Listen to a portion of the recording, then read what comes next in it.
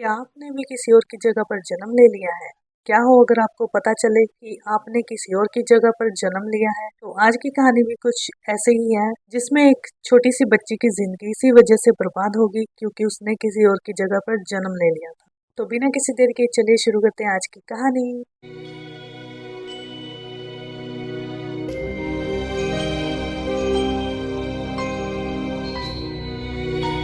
नवीन शर्मा हमेशा यही सोचता था कि बच्चे बेवजह डरते हैं। अलमारी में राक्षस, खिड़की पर परछायां, अंधेरे में आहटें। वो मानता था कि ये सब बचपन की कल्पनाएं हैं जिनसे बड़े होते होते हर कोई बाहर निकल आता है। पर अब वो ऐसा नहीं सोचता था। उसकी 6 साल की बेटी ईशा हमेशा चंचल और जिज्ञासु रही थी। उसे किताबें और तितलियां बहुत पसंद थी, मगर उसे अंधेरे से बहुत डर लगता था। रात को बिना नाइट लाइट के वो नहीं सोती थी और तहखाने के पास से गुजरते हुए उसका हाथ जरूरत से ज्यादा कांपने लगता था। सब कुछ उन आवाजों से शुरू हुआ था। एक रात जब घड़ी में 10 बज रहे थे, नवीन ने ईशा के कमरे से बातें करने की आवाज सुनी। उसे लगा शायद वह अपने खिलौनों से बात कर रही होगी। वह धीरे से दरवाजा खोलकर बोला, ईशा बेटा, किससे बात कर रहे हो? ईशा धीरे धीरे उसकी तरफ मुड़ी, लेकिन वो कुछ ज्यादा ही धीरे थी। उसका हिलना कुछ सही नहीं था। उसने कहा,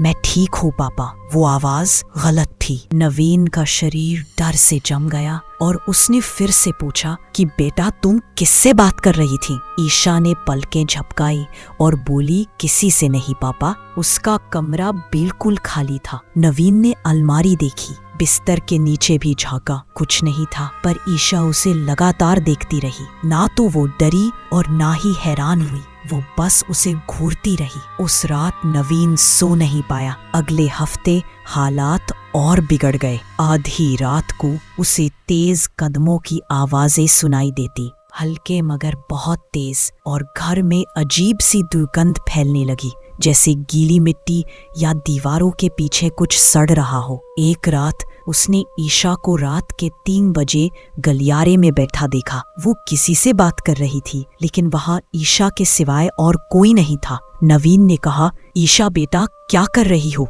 ईशा ने आंसू भरी आंखों से उसकी ओर देखा और बोली, मत सुनो उसे पापा, वो झूठ बोलती है। नवीन ने डरते हुए उसे गोद में उठाया और बिस्तर तक ले गया। ईशा कंबल में दुबक गई और धीमे से बोली, बिस्तर के नीचे कोई है जो कि मेरे जैसा है, लेकिन वो मैं नहीं हूँ। ये सुनकर नवीन के शरीर का खून जैसे जम गया। वह घुटनों के बल नीचे झुका और बिस्तर के नीचे देखा, लेकिन वहाँ कुछ नहीं था। अगली सुबह ईशा नाश्ते की मेज पर बैठी मुस्कुरा रही थी, जैसे कुछ हुआ ही ना हो। जब नवीन ने उससे रात के बारे में पूछा तो उसने हैरानी से सिर हिलाया और बोली, क्या मैं तो सारी रात सो रही थी? क्या मैं फिर से नींद में चलने लगी थी? ईशा को नींद में चलने की आदत थी और फिर उस रात नवीन ने अपने पुराने बेबी मॉनिटर में कैमरा लगाकर ईशा के कमरे में रख दिया। रात के 3 बजे कैमरा चालू हो गया। स्क्रीन पर देखा, ईशा बिस्तर पर बैठी थी और उसकी आंखें बंद थी। वो फिर से अकेले में किसी से बातें कर रही थी। कमरे में कहीं से दूसरी आवाज आई, भारी सी और गले में घरघराहट लिए,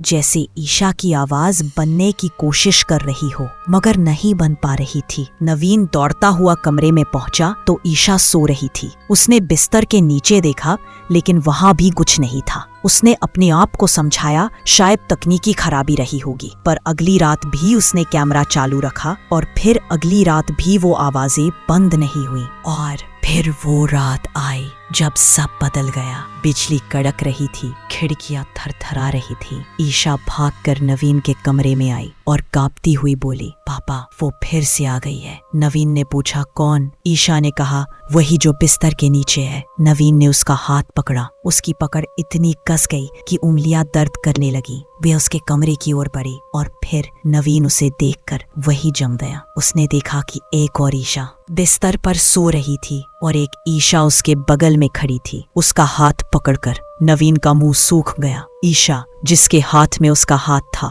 वो बोली, पापा, वो मैं नहीं हूँ। और तभी बिस्तर वाली ईशा ने आंखें खोल दी। उसकी निगाहें बिना पलक झपकाए नवीन को घूरने लगी और फिर वो मुस्कुराई। ये मुस्कान डरावनी, अस्वाभाविक और कानों तक फैली हुई थी। वो उठकर बिस्तर पर बैठ गई। उसने कुछ कहा नहीं, मगर नवीन के दिमाग में आवाज गूंज उठी, टूटी कांच और पीसते हुए दांतों जैसी आवाज। और तभी वो बिस्तर पर बैठी हुई ईशा बोली, अब तो तुमने मुझे देख लिया। नवीन ने झट से ईशा को अपनी गोद में उठाया और बोला, भगवान करे ये असली ईशा हो। और वो ईशा को लेकर अपने घर से बाहर निकल गया। वो रात उन्होंने एक होटल में गुजारी। सुबह नवीन अकेला घर लौटा। घर खाली था। ईशा का बिस्तर सजा हुआ था। कमरे में मिट्टी और सड़े हुए मांस की दुर्गंध फैली हुई थी। और उसके बाद वो ईशा को अपनी बहन प्रिया के यहाँ ले गया। 2 कस्बे दूर ही उसकी बहन का घर था। कुछ दिन सब ठीक रहा। फिर ईशा ने तस्वीरें बनानी शुरू कर दी। हर तस्वीर में वही दृश्य था जिसमें ईशा सोई हुई होती और बिस्तर के नीचे से निकलती दूसरी ईशा, कोयले जैसे काले नेत्र और एक भयानक मुस्कान। एक चित्र में नवीन खुद खड़ा था बिस्तर के सामने, पर उसकी आंखों में काले गड्ढे थे और उसके मुंह से कुछ लंबा सा बाहर आ रहा था। नवीन ने प्यार से पूछा, ईशा बेटा, ये तुम क्यों बना रही हो? काफी देर बाद वो बोली, क्योंकि वो आ रही है। नवीन ने पूछा, कौन? ईशा ने उसकी ओर देखा, बोली, वो कहती है वो मैं हूँ, पर वो मैं नहीं हूँ। वो कहती है उसे असली ईशा बनना है। वो कहती है कि मैंने उसकी जगह ले ली थी। नवीन ने पूछा, जगह ले ली? क्या मतलब? ईशा की आंखें भर आई और वो रोते हुए बोली, वो कहती है असल में उसी को जन्म लेना था, लेकिन कुछ गड़बड़ हो गई और उसकी जगह मैंने जन्म ले लिया। वो कहती है कि मैं बस एक गलती हूँ। नवीन के रोंगटे खड़े हो गए और वो ईशा को चुप कराने लगा। और फिर वो ईशा के लिए किचन से पानी लेने के लिए चला गया। जब वो किचन में था, उसे ईशा और उसकी बहन प्रिया के चिल्लाने की आवाज आई। नवीन दौड़कर वापस पहुंचा और ईशा गायब थी। प्रिया बेहोश पड़ी थी, सांसें चल रही थी, मगर उसका शरीर ठंडा पड़ चुका था। दरवाजा खुला हुआ था। फर्श पर छोटे छोटे गीले पैरों के निशान थे जो सीढ़ियां उतरकर सड़क की ओर और फिर जंगल की तरफ जा रहे थे। नवीन भागा। जंगल में हरोर सन्नाटा था। फिर उसने देखा एक छोटी सी आकृति झुकी हुई खुद को झुला रही थी। उसने पुकारा, ईशा। वो मुड़ी। वो रो रही थी और रोते हुए वो बोली, पापा, वो मुझे ले जाएगी। नवीन ने दौड़कर उसे पकड़ लिया और बोला, कोई नहीं ले जाएगा, मैं हूं ना बेटा। और तभी ईशा ने ऊपर की ओर देखा और मुस्कुराने लगी। ये वही अस्वाभाविक मुस्कान थी,